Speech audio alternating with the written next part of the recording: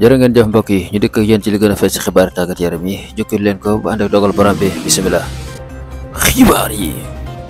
xibaar yi ñu doore ko ak Karim Adeyemi bi nga xam ne foofu ca Dortmund ñii di waa Chelsea nag dañ ko daal di bëgg loolee nag tax na sax waa Chelsea daal di jël seen téléphone daal di wax ak gone gi nga xamante ne bii moo di Karim Adeyemi pour mën koo recruter foofee ca Chelsea waaye nag waxagun ci ak staffam waxagun ci tamit ak waa club boobee di Dortmund. Lil Yoro ñii di Real Madrid ñoo daal nekk ci kawam bu baax maanaam ñu ngi ci ay dossiers pour ba koo daal di recruter pour yóbbu ko foofee ca Real Madrid mu daal di football foofu. loolu nag den ci dépassé lu tolloog 40 millions d'euros moom la Real Madrid fas yéene teg ci table ji pour am gone gi nga xam moo di Lil Yoro nekk foofee ca Lille di championnat bu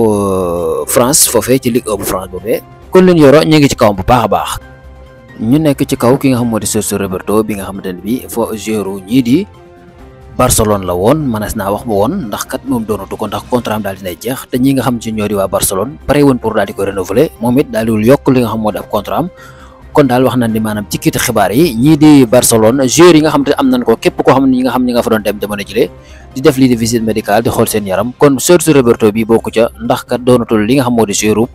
ñii di Barcelone kii di joueur wala di gardien boo xam te mooy taxaw ci kangi Real Madrid yi di André Lunin ñu gis ko ci maanaam jeexantalu saison bi mu doon wane boppam bu baax a baax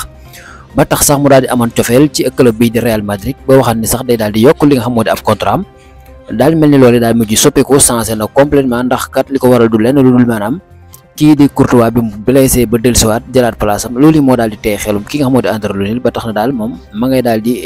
bay na maanaam di am xel yaar ci li nga xamante ni mooy transfert boobule wala bokk ci contrat bi nga xam moo doon ko renouveler foofee ak Real Madrid. Real Madrid googu sax seen président bi di Florentino Perez moom daal dinay xam leen ni moom day gis ne. depuis 2013 2017 ba fii ñu toll suñu jono yàlla tey amul benn élection boo xam ne da cee daal di gis koo xamante si ab candidat la loolu nag gars yi li ñu wax ci kiiti xibaar yi mooy amul kenn koo xamante ne si daal dina opposé ki nga xamante ni mooy Florentino Perez ana lu war a loolu la ñu ne maanaam daal ñi nga xam ne ñoo ko war a opposé pour mën a daal di feesal seen candidature amul kenn ko fay def ndax ñi ma woon koo opposé ci jamono ji nga xam fi la daal di toll ak ki nga xamante Florentino Perez. Manchester United ak ki nga xamante ni bi mooy seen joueur bi di Sofiane Amrabat moom nag wax na ni daal ci kéti xibaar yi ñoom waa Manchester United yooyu ñu yàbbi jëm ci ëllëgu ki nga xam moo di joueur bi le ana lu waral loolu la ñii ni nga xam nag mooy Fiorentina bi nga xam ni foofu la Sofiane Amrabat jóge woon ñoom ñu ngi toog daal di tonga mu di déglu ba xam lan la waa Manchester United di wax ci ki nga xamante moo di Sofiane Amrabat parce que Sofiane Amrabat mi ngi jógoon Fiorentina daal di dem foofee nga xam ne moo di ca Manchester United loolu nag moo tax fi ne nii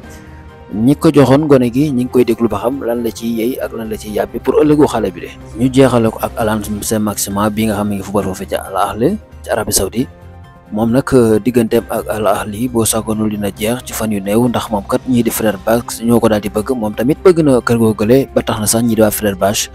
ñi ngi waxtaan ak clubam bi nga xamante ne bi moo di Al Ahly kon mbokk yi li ma fa nekkoon lu doon yëgle ba ci kanam ak yeneen bu ànd ak dogalu borom bi jaa ngeen def kenn du yéen